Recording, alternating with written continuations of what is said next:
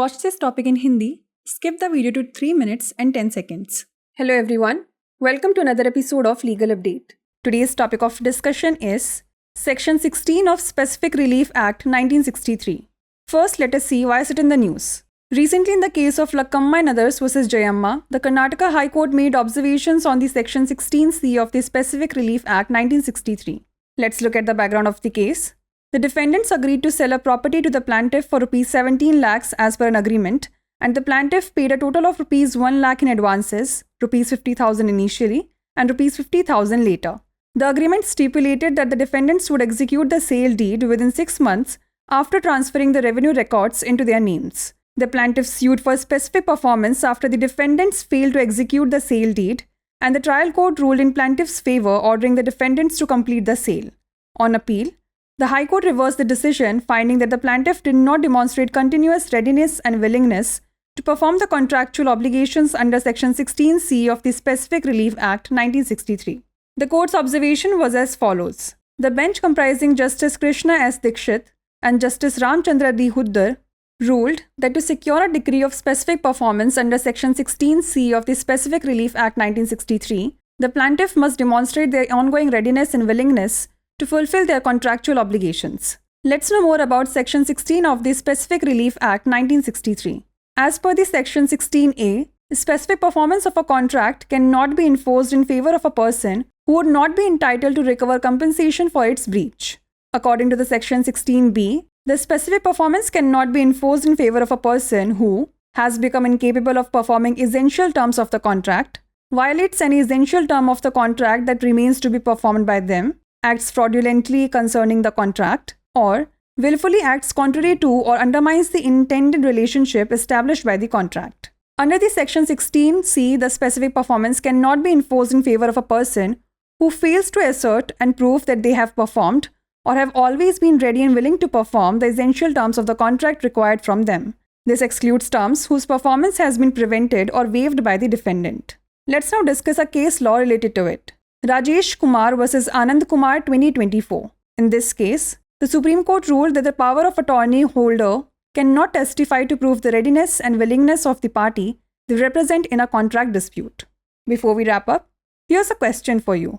According to Section 16 of the Specific Relief Act 1963, specific performance cannot be enforced if the plaintiff fails to assert and prove readiness and willingness to perform, pays earnest money as per the agreement, files the lawsuit in the wrong jurisdiction, or sends a legal notice to the defendant.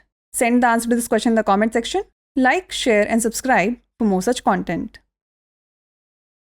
नमस्कार, legal update programme में आपका स्वागत है। आज हमारी चर्चा का विषय है विशिष्ट राहत अधिनियम 1963 की धारा 16। सबसे पहले जान लेते हैं यह चर्चा में क्यों है। हाल ही में लक्कम्मा एवं अन्य बनाम जयम्मा के मामले में कर्नाटक उच्च न्यायालय ने विशिष्ट राहत अधिनियम 1963 की धारा 16C पर टिप्पणी की। आइए जान लेते हैं मामले की पृष्ठभूमि। प्रतिवादियों ने एक समझौते के अनुसार वादी को 17 लाख रुपए में एक संपत्ति बेचने पर सहमति व्यक्त की और वादी ने अग्रिम राशि के रूप में कुल 1 लाख रुपए, शुरुआत में 50,000 रुपए और बाद में 50,000 रुपए का भुगतान किया। समझौते में यह शर्त रखी गई थी कि प्रतिवादी राजस्व अभिलेखों को अपने नाम पर स्थानांतरित करने के बाद 6 महीने के भीतर बिक्री विलेख निष्पादित करेंगे। प्रतिवादियों द्वारा बिक्री विलेख निष्पादित करने में विफल रहने के बाद वादी ने विशिष्ट निष्पादन के लिए मुकदमा दायर किया और ट्रायल कोर्ट ने वादी के पक्ष में फैसला सुनाया, जिसमें प्रतिवादियों को बिक्री पूरी करने का आदेश दिया गया। अपील पर उच्च न्यायालय ने इस निर्णय को उलट दिया, यह पाते हुए कि वादी ने विशिष्ट राहत अधिनियम 1963 की धारा 16C के तहत संविदात्मक दायित्वों को पूरा करने के लिए निरंतर तत्परता और इच्छा नहीं दिखाई। न्यायालय के अवलोकन की बात करें तो न्यायमूर्ति कृष्ण एस दीक्षित और न्यायमूर्ति रामचंद्र डी हुद्दार की पीठ ने फैसला सुनाया कि विशिष्ट अनुतोष अधिनियम 1963 की धारा 16C के तहत विशिष्ट निष्पादन का आदेश प्राप्त करने के लिए वादी को अपने संविदात्मक दायित्वों को पूरा करने के लिए अपनी निरंतर तत्परता और इच्छा प्रदर्शित करनी होगी। चलिए अब जान लेते हैं विशिष्ट राहत अधिनियम 1963 की धारा 16 के बारे में। धारा 16A के अनुसार किसी अनुबंध का विशिष्ट निष्पादन ऐसे व्यक्ति के पक्ष में लागू नहीं किया जा सकता जो उसके उल्लंघन के लिए मुआवजा पाने का हकदार नहीं होगा।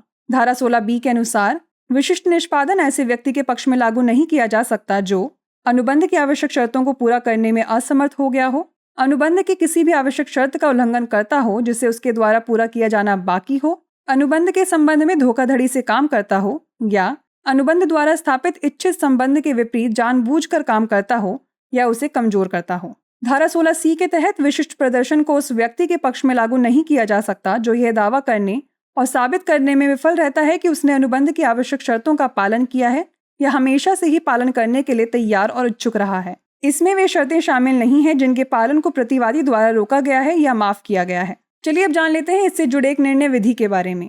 राजेश कुमार बनाम आनंद कुमार 2024। इस मामले में सुप्रीम कोर्ट ने फैसला सुनाया कि पावर ऑफ अटॉर्नी धारक अनुबंध विवाद में जिस पक्ष का प्रतिनिधित्व करता है उसकी तत्परता और इच्छा को साबित करने के लिए गवाही नहीं दे सकता। आइए अब नोट कर लेते हैं अभ्यास प्रश्न। विशिष्ट राहत अधिनियम 1963 की धारा 16 के अनुसार विशिष्ट निष्पादन लागू नहीं किया जा सकता यदि वादी प्रदर्शन करने के लिए तत्परता और इच्छा का दावा करने और साबित करने में विफल रहता है, समझौते के अनुसार बयाना राशि का भुगतान करता है, गलत क्षेत्राधिकार में मुकदमा दायर करता है या प्रतिवादी को कानूनी नोटिस भेजता है। इसका उत्तर हमें कमेंट सेक्शन में ज़रूर भेजिएगा। ऐसी ही और वीडियोस देखने के लिए लाइक, शेयर और सब्सक्राइब करना ना भूलें। धन्यवाद।